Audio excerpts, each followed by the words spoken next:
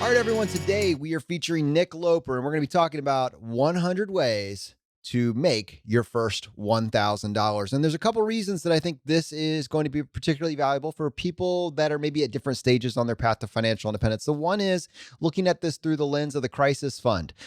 We talk about this all the time, just in terms of like these building blocks to FI. When your finances are a dumpster fire, when your hair is on fire, maybe you're just trying to make it to the next paycheck, that $1,000 is breathing room.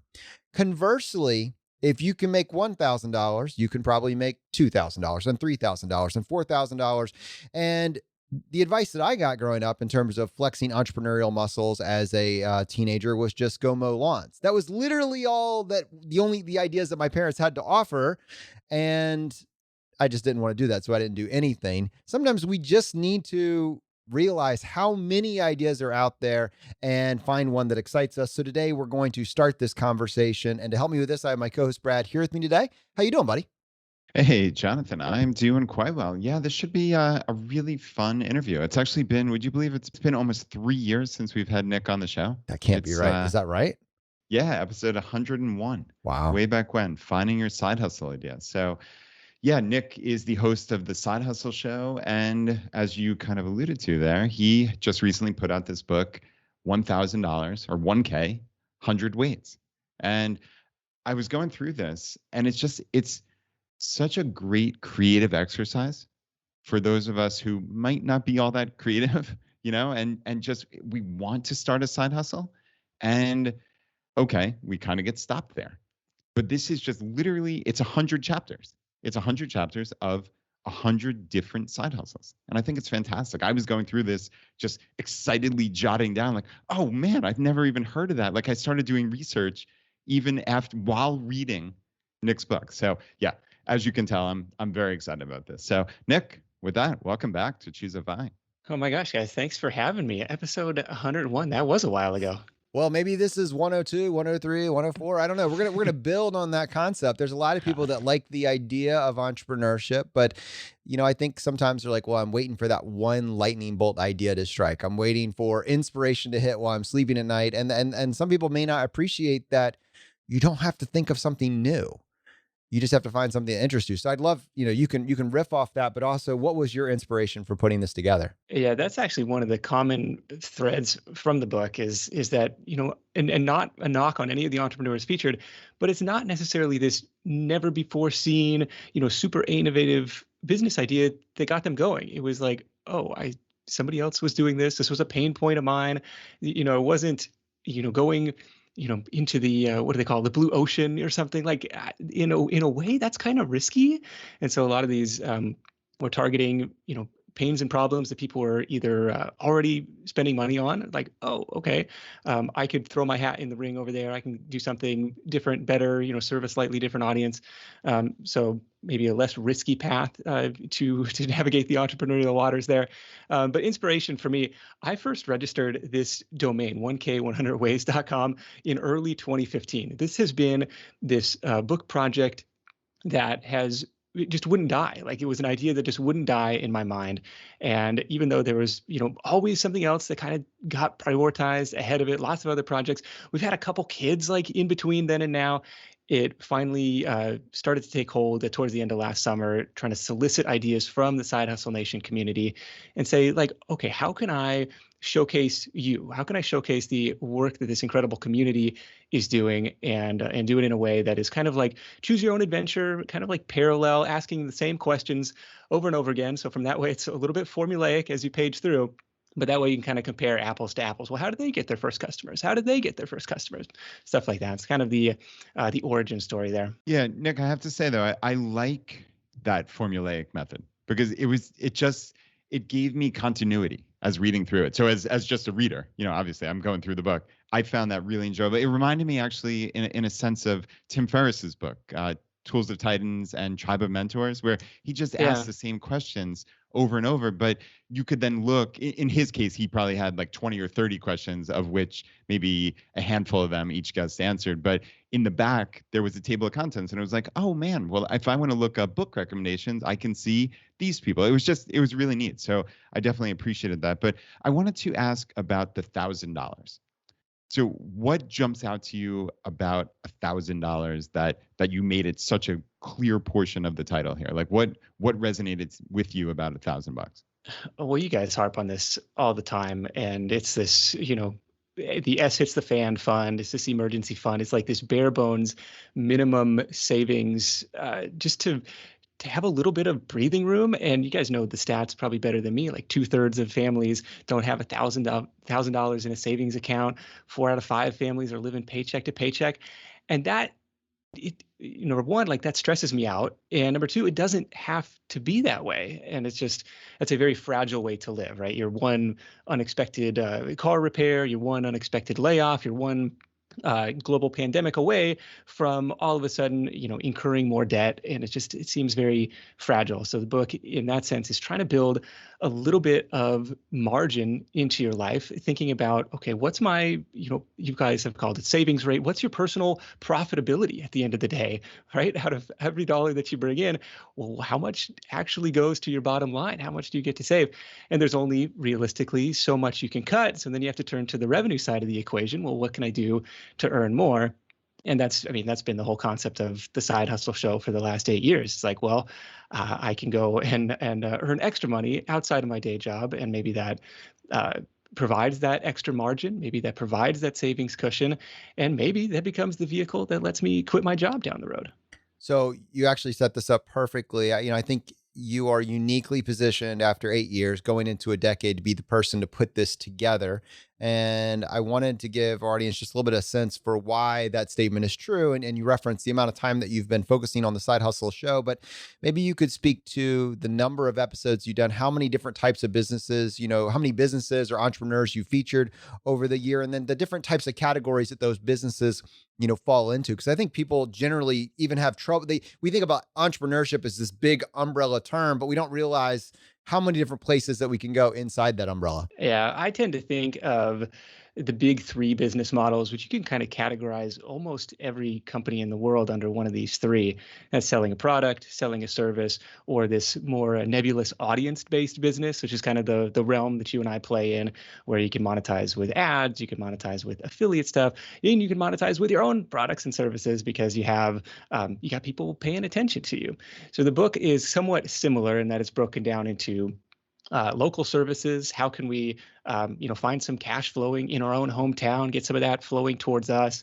Freelancing, which is more focused on, service-based business, but kind of like targeting a global audience, potentially an online audience. It doesn't have to be just down the street, because I get that feedback. Well, I'm in a small town. Like, okay, fair enough. Like, there's a whole world out there. Or I'm in, some other country. Like, okay, there's this whole world out there, and the internet will bring us together in a lot of ways. The next chapter is one that there's a lot of Side Hustle Show episodes around, and that's this online business model, the blogging based businesses, the YouTube based businesses, the growing a podcast based businesses. One of my favorite ones in there was a podcast and newsletter called This Week in Craft Beer, which is targeting the UK craft brewing market and monetizing with advertising from suppliers there. I was like, this is crazy. Couple guys, they're into craft beer, figured out a way to serve that community and put some content together in that space. And then the final section is on e-commerce and physical products, which is something that a lot of side hustlers get started with in the world of selling on eBay, selling on Facebook Marketplace, selling on Craigslist, that kind of thing, and scaling all the way up to, in some cases, some pretty serious e-commerce brands. Nick, quick question. So, we're obviously talking about the big three and the different categories here. Is there like an on-ramp for a lot of people? Like, building an audience-based business, I assume for many people, unless there's lightning in a bottle or some such, that's possibly going to take months or years. Like, if somebody wanted to make $1,000 3 months from now, yeah, would you recommend? I almost hate to ask the question because there's this whole list of amazing things, but is there an on-ramp for people who have never been entrepreneurial before? Yeah, what we see as kind of the common, call them the gateway drugs into entrepreneurship, would be, this, decluttering your garage or attic, like getting a taste of selling stuff on eBay, on Facebook Marketplace, right? Number one, you clear stuff out of your house. It's probably just collecting dust. And you say, okay, I had a taste of that. I can go to yard sales. I can go to garage sales. There was a woman in the book doing eBay consignment, which I thought was fascinating. And she narrowed it down to like, she called them like fashion dolls, which I didn't know was a thing, but apparently a big market for them on eBay. And so she has no inventory risk. She just takes a percentage of everything that she sells, and she's built up a name for herself inside this community. So definitely the, eBay, like the buy low, sell high kind of flipping model is definitely one of the popular ones. And then the other one I would say is just freelancing. And you can consider this either local, the mowing lawns example. There's, the gutter cleaning example, the pooper scooper example, the mobile car detailing example, like lots of stuff you can do locally. I would consider that kind of a local freelance type of operation too. Or going online. You see lots of examples in the freelance writing space. I'll help you with your resume. I'll design this book cover for you. I'll help you with your social media graphics. See lots of kind of space, like these little toe dips where really you only need just one client, and all of a sudden you're in business. Like you got a taste, you can figure out, is this something that I like doing? Is this worth the time? How can I, and if you really, are serious about it, like how can you build in some margin into that, where maybe you go find a subcontractor to go do the work. Like it becomes not necessarily about you doing it. So we had some guests on the show recently doing a cleaning business where out of 800 cleaning jobs, they said they had to go out and do 3 themselves because they're like, well, we were double booked or whatever. But it was cool because they set it up where it was never really about them doing the work. It was about them, being the better marketers and administrators. I'm sure when you put this call out to your community, you've been listening or participating in the Side Hustle Nation for going on, 8 years now. What resonated with you? What did you take action on? What did you do? I'm sure you were overwhelmed with input, millions of downloads, over 40,000 people at the point, in the Side Hustle Nation Facebook group. How did you filter these? I would imagine that when you're encouraging someone, 100 ways, $1,000, 100 ways. When you're encouraging someone to take action, you're not necessarily suggesting something that's going to take, $50,000 of input. What sort of filter did you use for which ideas to cover in this book? Yeah, so the way that I solicited the responses was primarily through the email list. And, within the first couple of weeks, I probably had 150, 200 responses. Like, oh, this is going to be golden. I'm going to have, my pick. I went through and color coded them, kind of like traffic light method. Green is good, yellow is like, maybe there's something here, and red is like, I'm going to put you on a different tab of this Google sheet. But in going through, like after the end of that, like I probably only had 80 greens, and there was a heavy bias towards like low startup costs, something relatable, something repeatable, or something that was like, I legit never heard of that before. Like, okay, that's definitely creative. Like, let's throw that in there. But I promised 100 ways. So it was like, after that, it was kind of this more tedious process of trying to do some direct solicitation, like, hey, I know you have a cool story. Would you mind filling out this form? Or going back to some of those people that I'd highlighted in yellow, could you expand on that? Because that was one of the other challenges. Some people gave you, this whole essay of a response, like super detailed, and other people gave you 150 words. And I get it. Like it takes time to fill this thing out, but it's like, okay, I need a little more meat here because it does sound interesting. So going back to those to fill out that full list. Yeah, Nick, I hear you, man. Obviously, you don't want to under deliver after you overpromise, right? Like here's 82 and a half ways, when you said 100, right? Were there any that you had in the back of your mind that over the years of you obviously being in this side hustle world that you wanted to like explicitly include, but that maybe people didn't include? Did you reach out to them? Did you know people? Like, I guess what I'm asking ultimately is like, were there very concrete ones that you knew had to be included in the book? Yeah, there's definitely some Side Hustle Show guests who I knew wanted to be in there, or knew I wanted to be in there. And then there were other people who took inspiration from the show and started their business. So I thought that would be really cool to include as well. And I often don't know those people. It's kind of like, in podcasting, the silent majority, people who are tuning in, they're paying attention, they're taking action, but you don't necessarily hear from them. So it's cool to feature some of them. I think the pet waste removal was one of those because we did an episode on that a couple years ago. He took action on it. And he sent me a note recently like, oh, that became my full-time thing. It's like, wow. Awesome, way to take action on that. The other, I'm trying to think of other crazy story. Like one guy that I knew I wanted to include was the portable hot tub rental guy. This is a high school history teacher out of New York, Steve Nadramia, who now has a fleet of, I want to say, 30 of these portable hot tubs. And I was like, Steve, where do you store these things? Like, how big is your backyard? And he's like, Nick, they're just always rented out. Like at most, we only have like 2 or 3 of these hanging around. I was like, this is pretty cool, and it's just an unconventional. I mean, I think of, rentals in terms of real estate, and like the 1% rule would be like a pretty good, rental rate, rate of return. And he's like, well, my break even is quite a bit faster than you'd look at on traditional real estate, and you can, finance these things in different ways. It was a very creative business model. So he definitely one example that I wanted to include. Somewhat simple businesses or skills that you could learn relatively quickly. I think we did another interview with a gentleman, Matt Rowell, who's got a knife sharpening business, and just, kind of self-taught on YouTube, practicing on his own knives, practicing on his family's knives, and now is doing $1,500 a month worth of knife sharpening, work in his community.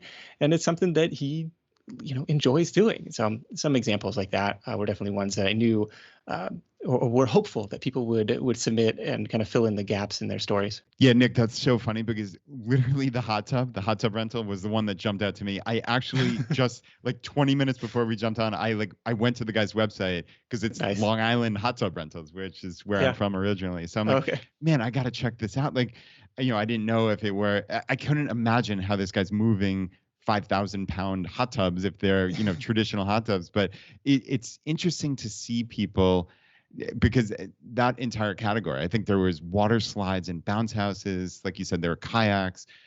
That to me was what jumped out as, okay, maybe I'm not personally at this point in my life going to trade my time for money, but maybe I have a couple extra $1,000 lying around. And, like you mentioned before, subcontracting, right? Like, hey, maybe if I purchased 30 hot tubs or 30 kayaks where I have some money. I wouldn't invest, start there. right? I'd start, 1 or 2 at a Well, time. sure. But yeah, my mind is freaking out. So yeah, I will defer to you. I'll shut up here in a second. But you know what I'm saying? Like if you've got a couple $1,000, like, hey, maybe you're not precluded from doing this, right? Like, and you don't have the time necessarily. Like there might be a way to have a side hustle. Like I would have, in a very limiting belief type manner, said, oh, this is not for me because I don't really want to give up my time. But man, bounce house rental. I know how I've rented bounce houses for my kids for their birthdays. You know how expensive they are.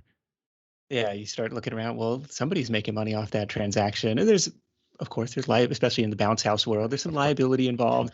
I mean, he described, with the hot tub business, it's water and electricity, so there's some liability involved there too.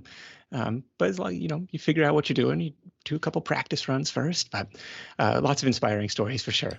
Well, there's a couple things that came to mind. One is that while we are talking about ways to make $1,000, many of these, if not most or all of the ones listed, figured out how to make their first $1,000 and then kept going. Figured out how to, scale, improve, make more. And then the other one that I wanted to point out was also, I think some people see somebody that's doing something, has this great, phenomenal idea and then say, well, it's already done. But the thing that I thought was so valuable is that you put so much emphasis on and started out the book, frankly, with local services, which means it's wide open. There's probably nobody in your state, in your city, in your zip code that is doing this exact idea. And so, or all of these ideas. So, having some inspiration like this and then realizing, okay, someone somewhere is doing it and maybe, but it could be eminently replicated in my local area. And you know what? There's probably, even if there is one down the street, there's probably room for another. It's probably not a saturated market. I'd love your thoughts on that. Yeah, and even if there are competing local players, especially in like the local home services arena, this is one of the business models that I'm most bullish on right now, just because the entrenched competition is still kind of behaving like it's 1998. They see this super outdated website, if they have one at all. You'll see like fax us for a quote type of stuff, where it's like, if you can be a better marketer and a better administrator with a little dose of modern, because it's like, think about your target customer is likely going to be millennial or soon to be homeowners, where it's like, I'm used to Amazon Prime. I just want to hit the button. Just tell me the price. Like I just make it easy for me. Like I don't want to call around like asking for quotes for a bunch of stuff. We're dealing with this now with like moving services. It's like I mean, there's so many different options. Like, oh, we'll drop off the pods, but they might not show up on this day, or you could hire this truck, but it's 10 grand, and it's like, I don't know. I just want like the modern easy button solution. So if you can be that for people, I think there's a huge opportunity to play in this space. And I don't know if you guys have had Nick Huber on the show, but he runs the Sweaty Startup. And this is a fantastic resource for all things like local business operations, hiring, firing, growth, marketing, like really, really intelligent dude in that space and worth paying attention to. And yeah, Nick, one thing in there that I really wanted to highlight was make it easy for me. That was your quote, right? Yes. Everybody, I mean, there's so much there, right? Like you think about a company, even like a CarMax. I mean, CarMax was a local company here in Richmond, Virginia, that turned into a Fortune 500 level company because they took something that's annoying and complex and just made it simple. There's no haggling over prices, right? Like this is simple. And like you said, in this day and age of Amazon, where we just want to click a button, right? We don't want to have to get 7 different estimates for a tiny little project, right? Just tell me what it costs. And there's so much there. Well, and when you add on to that, Brad, with all these ideas that you're mentioning, because we're talking about there's 100 ideas in here, and we just talked about local services. But while the first half of the questions, these questions, we're all asking them, how did you get the idea? How did you get started?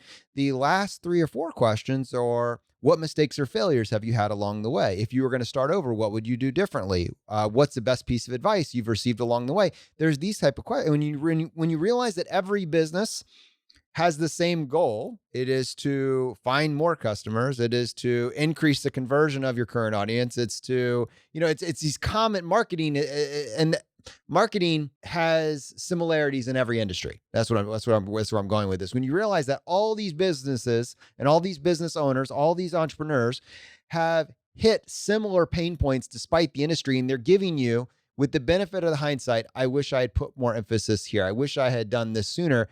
When you realize that, yes, you pick one idea, but then you get to learn from 100 entrepreneurs at varying points on their journey that are saying, here's the advice I wish someone had given me sooner. And if applicable, you take that and you apply that. And to your point, Nick, that's giving us the opportunity to take maybe an industry that's left in the 1980s or 90s and scale it to today, because they're giving you tips on how they were able to get 100 reviews from their local area, how they were able to market aggressively in a space that hadn't had this before. And you get to pull all of that from these different industries into the one that maybe you decided to roll with.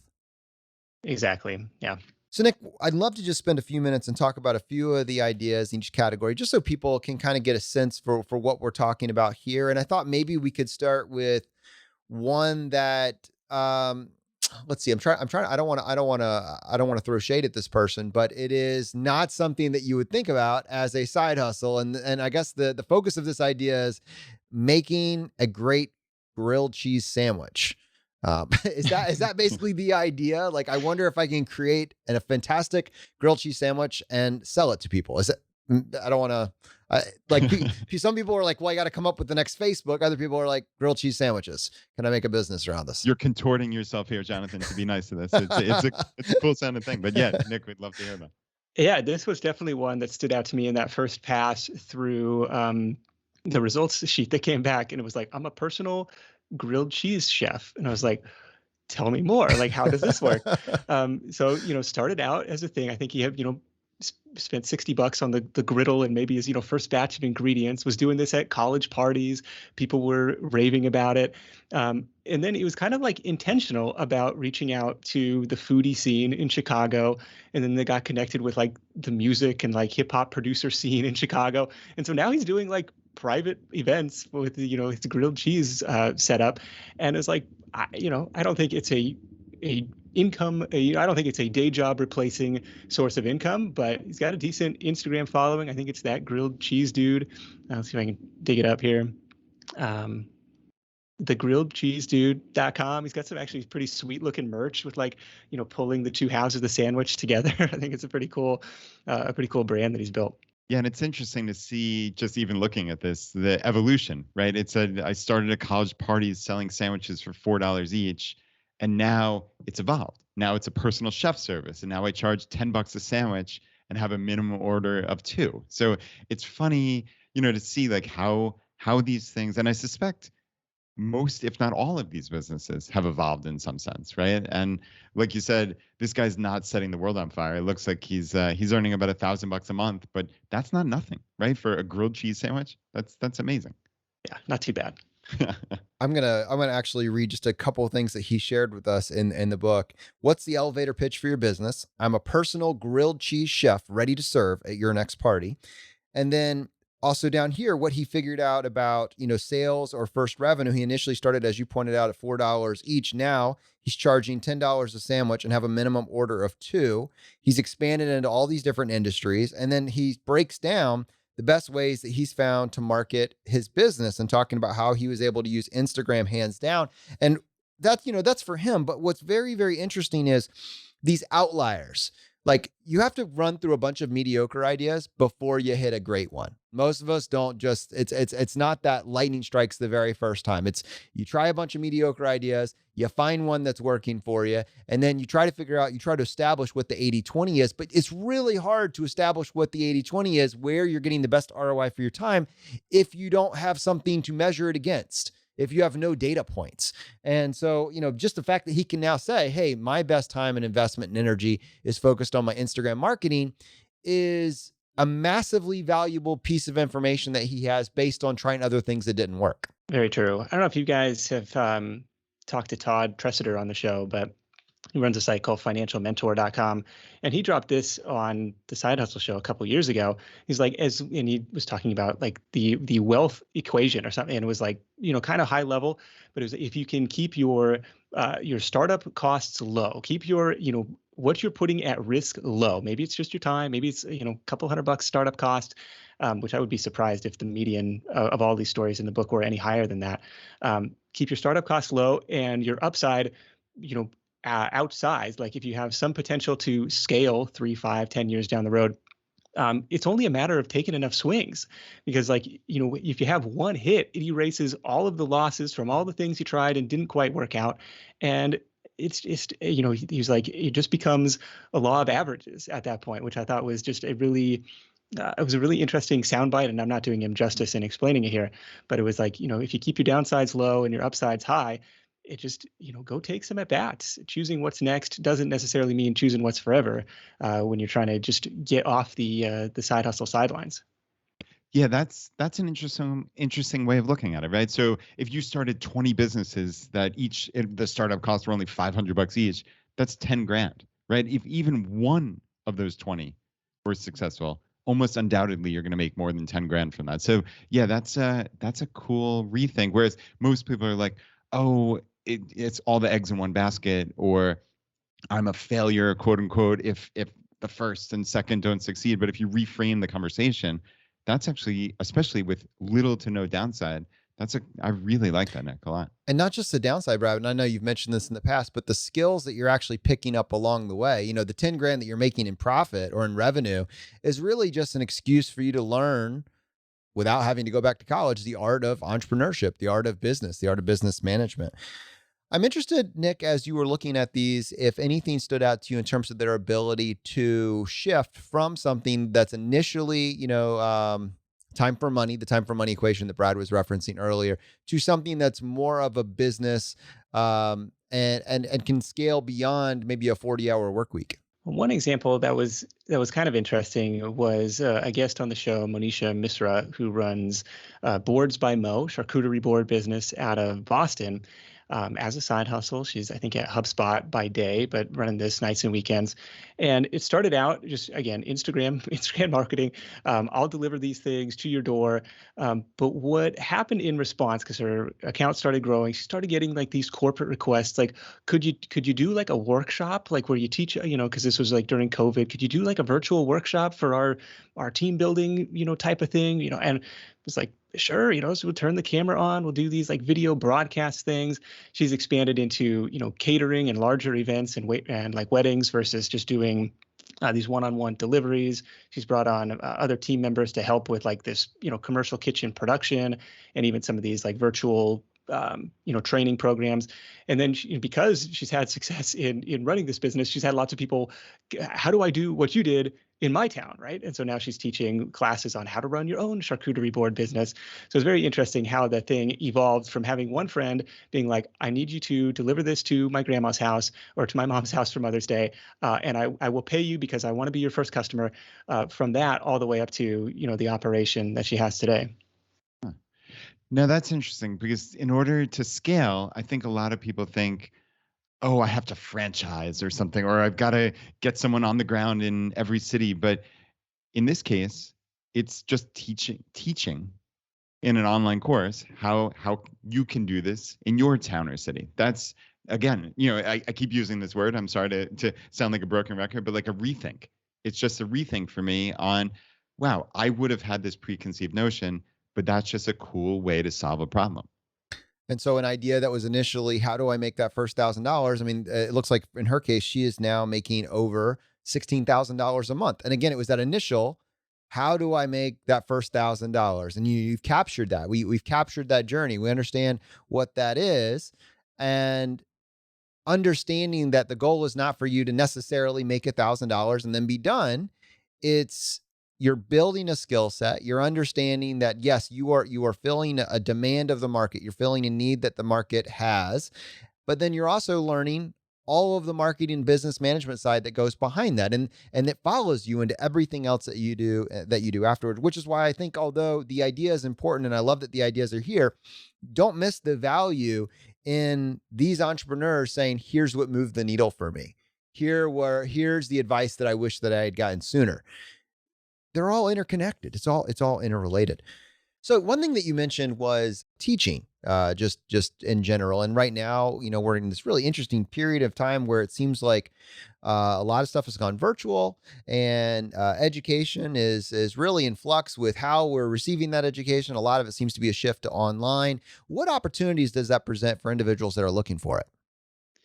So there's naturally there's this online course model that we just talked about, but there's also this, targeting a different audience, because the online courses are often, they're aimed at other adults, for lack of a better term, although sometimes I still feel not super adulting. But there's an interesting platform called OutSchool, which started, I want to say 4 or 5 years ago, really targeting the homeschool market. And then, of course, in 20, they just blew up, and all of a sudden, everybody was on OutSchool, and it's become this, this entity into itself.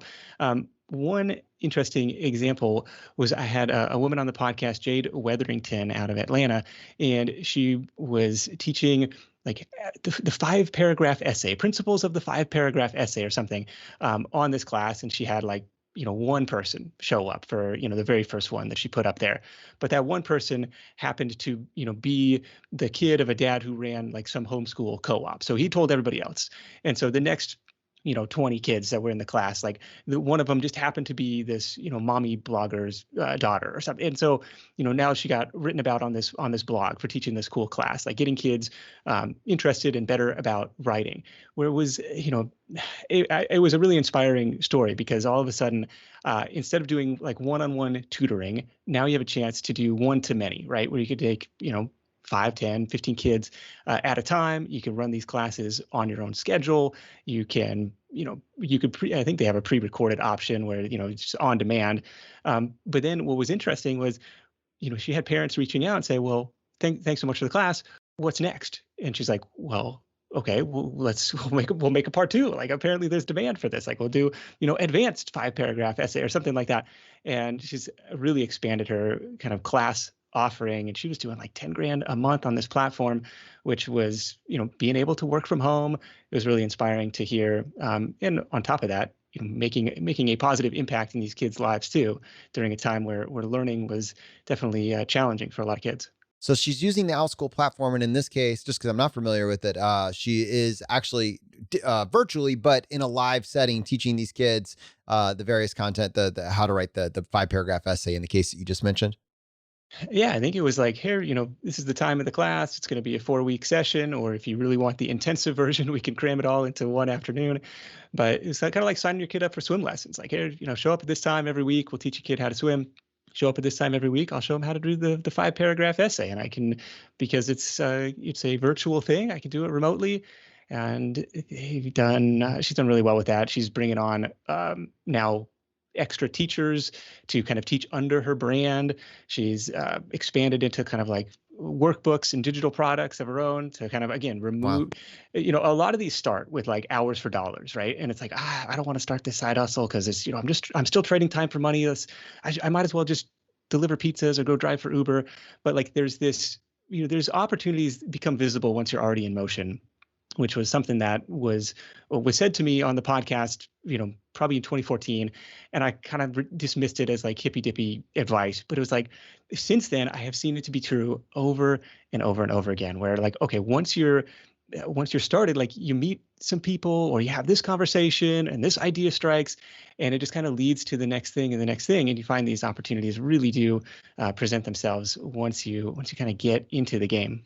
Yeah, Nick, I love that, this can still be trading time for money, but maybe just more money per hour than you've ever earned before, right? Sure. Like, sure, it's easy to say I'm going to go deliver pizzas, but, I'm thinking about a online fitness class that I took, in the midst of April 2020. I think I paid $5 for it. And it was the same thing. It was an actual live instructor. There were 25 of us or thereabouts. So she earned $125 for that 1 hour, maybe 45 minutes. And it was like, wow, this is brilliant. Because for me, it was a steal at $5 for a class. And, she would invariably, throughout the 45 minutes, call out each of our names. So it felt like a real class. Yeah. And someone's watching. It was a really cool thing. I just thought it was brilliant. And I mean, she could do a couple of those a day. That's a really darn good salary, Yeah. There's so much variety in the way that you space these out between the local services and the freelancing, the online business, the e-commerce, and the physical products. So the book can go in a lot of different directions. But I want to tell you about a conversation that I had with my wife, and I want to let you make it sound a little bit less crazy because I know it was inspired by you. We were talking about how my son Zachary could, start a side hustle in the neighborhood, and I think Danny mentioned something about mowing lawns at some point. And I was like, well, he could start a pooper scooper business. That's actually incredibly profitable from what I'm hearing, and nobody's targeting it. I know there's demand. And she kind of grimaced at me and was like, oh no. No. But I let it roll off, but it's still sitting on my shoulder because I know that this is one that when you heard, you're like, I have to include this in the book. And I want you to have a chance to tell us a little bit more about that now, just because let's not. It's coming for Zachy. It's coming. Yeah, well, especially with a kid, operating lawn equipment, like I'd be worried about them like chopping their foot off, and depending on how old they are. But definitely, and I actually want to go back to the lawn mowing thing after this. But the pooper scooper business is a fascinating one because where it was first presented to me was a woman in Michigan out in her backyard cleaning up after her own dogs, thinking, this kind of sucks. But that's one of the business model generation or business idea generation frameworks that I recommend is like this what sucks notebook, or this, you open a notes app on your phone, put yourself in pessimistic mode for a day or a week and just think, what sucks? And it was for her, it was like, if this is a pain point for me, it's probably a pain point for other people too. So she went out and sold it in these like local community Facebook groups. She had a picture, an attention-getting picture of a dog taking a dump, and it got clicked on, and it was like inquire, set up a meeting for, we'll do rates and quotes or something, and actually it was based on number of dogs and the size of the yard and stuff like that. Where actually the pressure washing example in the book, he was getting to the point where he was like, just Google Maps and like, I don't even have to drive to this house. I can quote somebody just like, by Google Street Viewing, what their house, okay, it looks like it's about that size, which I thought was, that was a cool time-saving hack too.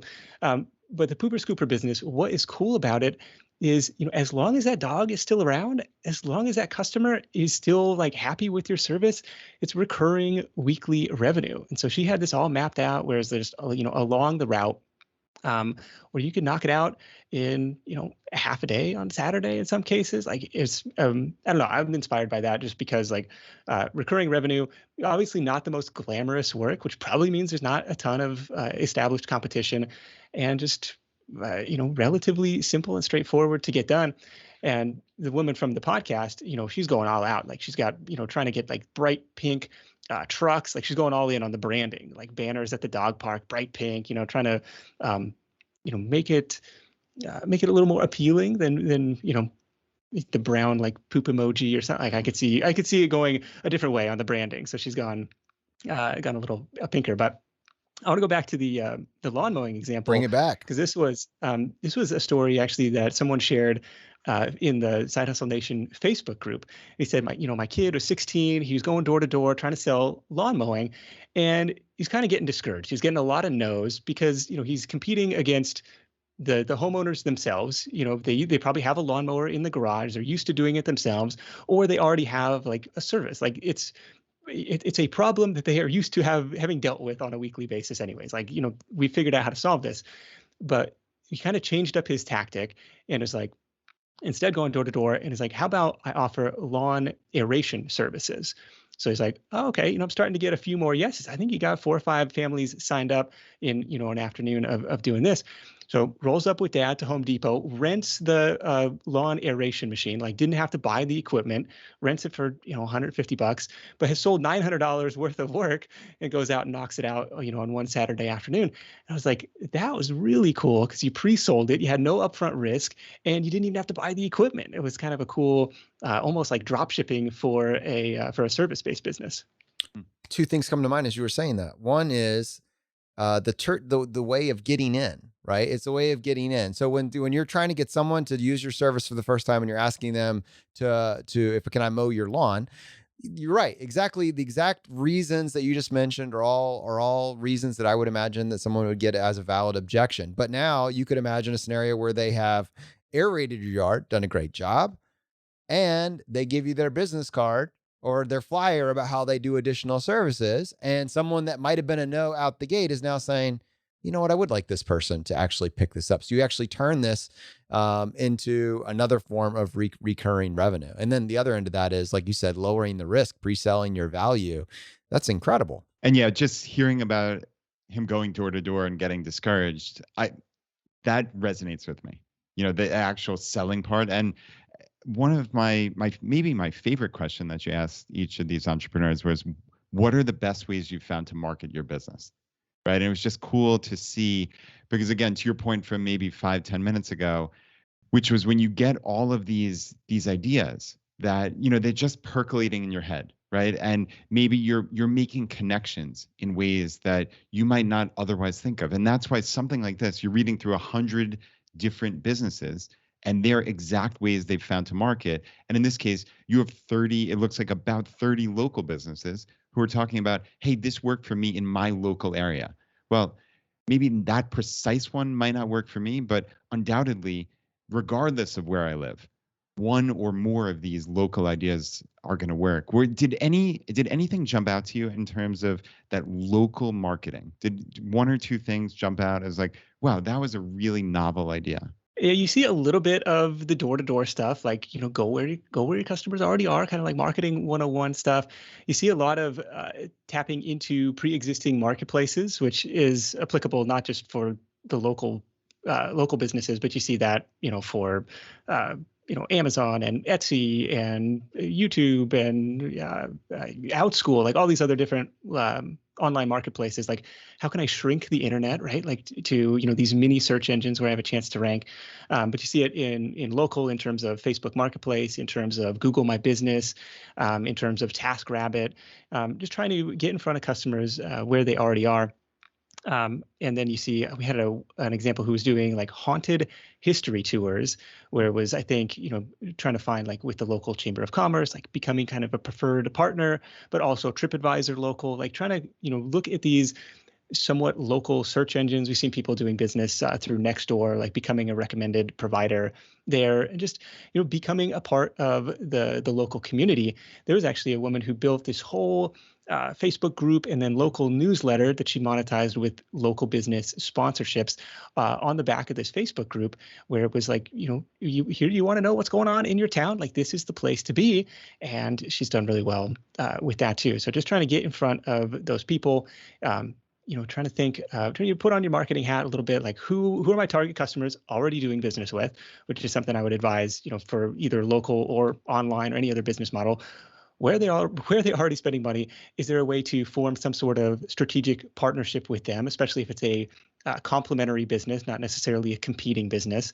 We've had people who are offering like SEO services, and they found a good strategic partner was like web design agencies. Like, hey, here's somebody who's already investing in their online presence, and they have this nice website. They just need to get some more traffic, so it was a natural referral over there. I mean, probably same thing in the lawn care services, where maybe you do gutter cleaning, or maybe you do pressure washing, but the lawn care service people don't do that, and so maybe they make a good strategic referral partner for you. So those are kind of the marketing methods that tended to pop up over and over again. One other one that I know that I've heard on your show before, and I'm positive it got featured in the book, was the mobile notary. And I think this is one that people probably haven't heard of or don't appreciate what the earning potential is. But I'd love for you to kind of share it just as an idea with people, because I think it is such an outlier in the time for money space. Yeah, this is definitely one that I hear a surprising amount of positive response to. Where it's kind of we put this episode out there like, oh, this is kind of a niche thing. I don't know how many people are going to be interested in it, but tons of people apparently have been interested in this. So you're a mobile notary loan signing agent. So you have to get your notary license in your state, which fees vary by state. You want to make sure you're in an escrow state, not an attorney state, because that matters. If you have to go when you do your closing, like when I bought my place in Georgia, when I lived over there, like I had to go to the attorney's office. Like I don't think that's a great place to do that, but the majority of states are escrow states. So a couple caveats there. But you go to somebody's house in most cases, or you meet at a Starbucks, and you walk them through this giant pile of paperwork that you got to sign when you buy a house. And I think somebody's coming over to our house this week. Like, we're going to go through this. I hope to talk to this person about their notary signing business. Maybe it's their side hustle. But for that appointment, you're earning $75 to $150. And yes, there's travel time. Yes, you got to print out this stuff. Yes, you really need to have an attention to detail because it's legal documents. You don't want to screw that stuff up. But it's also all learnable skills, right? It's all it's not necessarily rocket science. And we've seen people doing anywhere from $1,000 a month, like very part-time, to 5-10 grand a month, like with the refinancing boom that's been going on, with the real estate boom that's been going on right now. It's some people are posting crazy numbers in this space. It's really kind of inspiring to see the domino effect of people taking action from an episode that I almost didn't air because I was like, I don't know this seems so random. Like, it's like watching people sign contracts. Like, that sounds super boring to me, but people have been into it. All right, so we just talked, we tried to cover a bunch of ideas. We didn't cover all the ideas. There are 100 ways to make that $1,000. It's a great manual. It's a source of inspiration for those of you that feel stuck, but just have that itch, that entrepreneurial itch, and you just want to try something. You want to do it in a low risk way with the return. And there's so many lessons to be gleaned from it. Nick, just as we kind of start to wrap the episode, I'm curious, did you have like any, as you put the manual together, as you finished it, and you've now had the benefit of curating and putting these 100 ideas together, did you have any surprising takeaways? Any final thoughts that, like, as a result of compiling this, you came to a decision or a conclusion about that maybe you didn't before you wrote it? Well, one interesting one, because we asked everybody, what mistakes did you make along the way? Like, what would you do differently if you had to start over? And the most common response was kind of surprising. The most common response was, I wish I'd started sooner. And that was really telling because it parallels the advice that a ton of Side Hustle Show guests, they say, just start, which is super frustrating advice to people who don't have an idea what to start. Just start. That's what everybody says. And I read some article on LinkedIn too, where they asked, all these, famous entrepreneurs, their advice, just start. So everybody says this kind of same thing. I wish I'd started earlier. Just do it.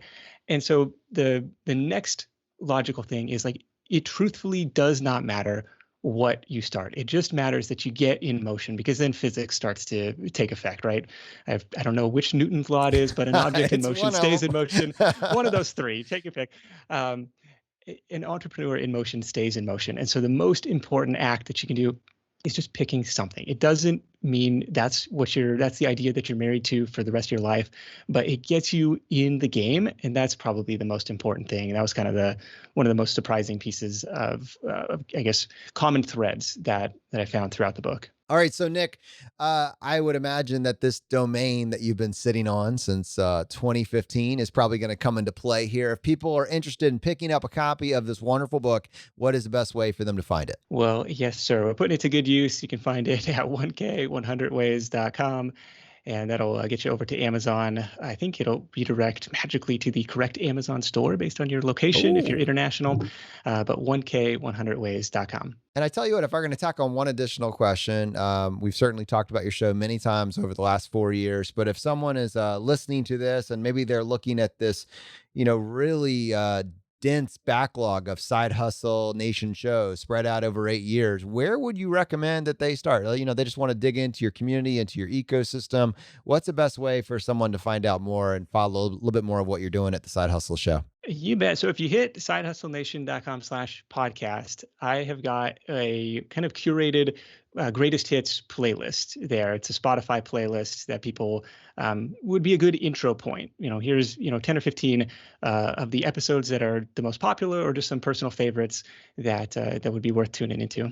All right, Nick, thanks so much for coming on the show, man. You bet. All right, everyone. I think that's great advice. I think it's great advice for all of us. If there's something that you've been on the fence about doing, whether it's entrepreneurship, whether it's doing better with your finances, whether it's salary negotiation or switching careers, the common takeaway here is I wish I had started sooner. So let's not let perfect get in the way of just getting started. Let's get started. The fire is spreading, my friends. We'll see you next time as we continue to go down the road less traveled.